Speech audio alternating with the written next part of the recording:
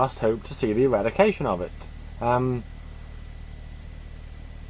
Don't be under any illusion that those who are speaking out against Islamic fundamentalism are the immoral ones. No, we are speaking out because we are moral and because we care about the lives and well-being of innocent people, that we must speak out against those who wish to destroy such things. I've got a question here actually from Tapewa Ezar. I hope I've pronounced that right. He says, he asked me, how can I support a war against religious nations when America itself is a religious nation, spreading its own form of religiosity throughout the Middle East, and is itself buddies with some of the Middle Eastern Islamic states? He then goes on to say, religion has nothing to do with politics. Well, he is in fact wrong about America being a religious country. America is a secular country. Thomas Jefferson's Virginia Statute on religious freedom, which is the basis of the First Amendment of the Constitution, is what says that religion is no business of the state. So I'll disagree with his basic assumption there. As for the comment that religion has nothing to do with politics, well, I think that this is manifestly not the case. Any country that wants to wipe other countries off the map because of a holy injunction is unavoidably intertwined in political matters and cannot be seen otherwise. As for his comment about Muslim buddies in the Middle East, we don't really have any Muslim friends in the Middle East. I mean, even our ostensible allies such as Saudi Arabia and Pakistan, to which he is presumably referring, are really, in my opinion, wolves in sheep's clothing. The true position will be revealed as this progresses. John Barrow says, he says, "Hi James, although you support the Iraq War, do you acknowledge that there should be a referendum to see why our post-war strategy failed?" A referendum? I presume he means an inquest. I mean, you don't have a referendum to see why something failed. I mean, he must mean an inquest. If he knows my writing at all, he'll know that apart from a small fraction of our post-war strategy, I don't think it has failed all that much, and that to say otherwise does not give enough credit to the wonderful job that the men and women are doing who are risking their lives in very dangerous territories. I mean, certainly the signs are there that it's getting more positive all the time. I'm not opposed to the idea of an inquest, but those who talk of inquests into Iraq should insist that it begins at the end of the 60s at the very latest.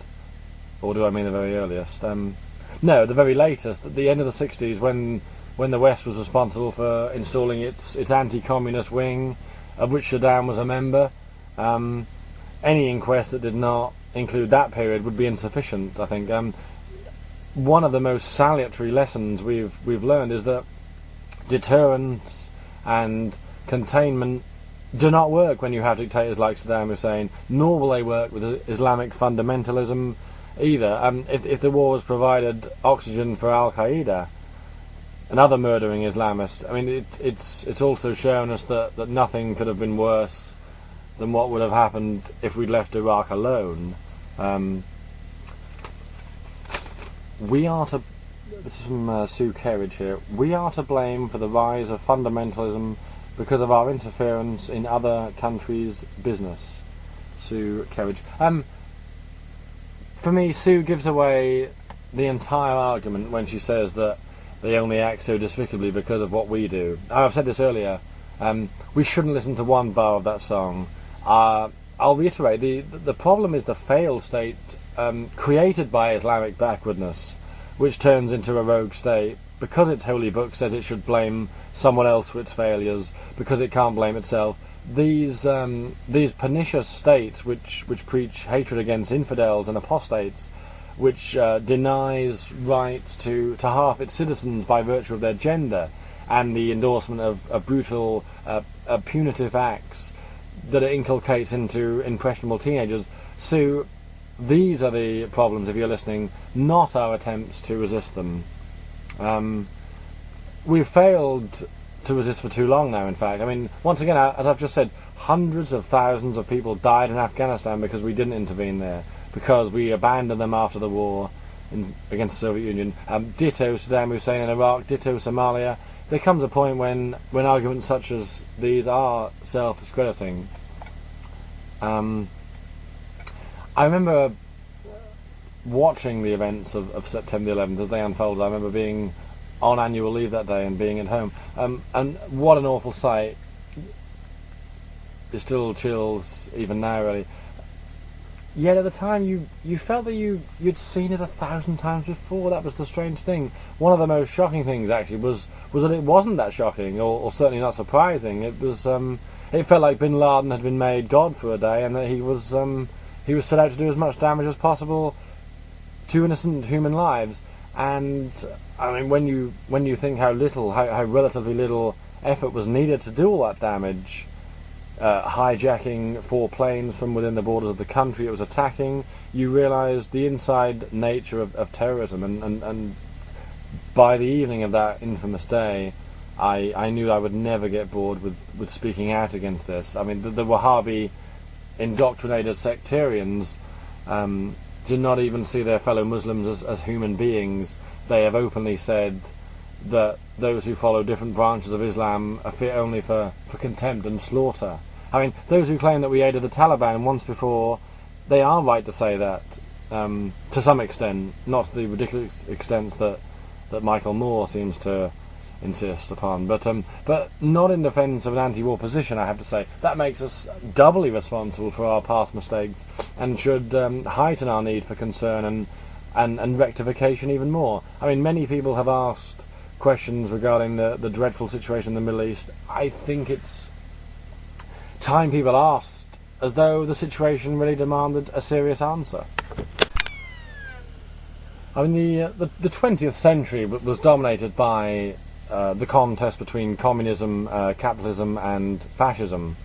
And with the end of fascism occurring in 1945, apart from Franco's crummy dictatorship in Spain, and the end of communism as a forcible threat, certainly, coming in 1989 with the collapse of the Soviet Union. I mean, we've reached a significant point in which liberalism and capitalism, the two should be ideally synthesized, has emerged victorious.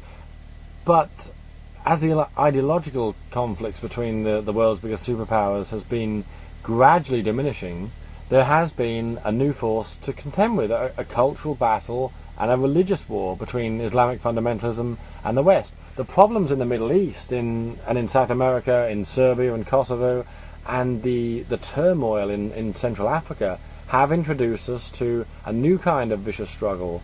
They have shown that the perceived stability which resulted from Cold War politics was a mere foundation for the problems that we're faced with today. The collapse of international communism at the end of the 80s left a kind of vacuum which has been filled by another vicious form of totalitarianism, one which has the potential to be much worse than either communism, fascism, or, if it had its own way, even worse than Hitler's National Socialism. I mean, all the time that America was dissonant over the newfound capitalist economies in its former republics and in the former republics of the Soviet Union, there was an insidious threat burgeoning from the roots of Islam, and that may explain one of the reasons why it was overlooked so much by the West. Question from Jane Cyoban, I think I pronounced that right, Cyoban. She says the best way to deal with Muslim radicals is to offer an arm of love and address our foreign policy. I'll disagree with the grammar of her statement straight away. I would not call them radicals. I would call them reactionaries. The historic essence of fascism is the most retrograde and degenerative people using the most revolutionary rhetoric.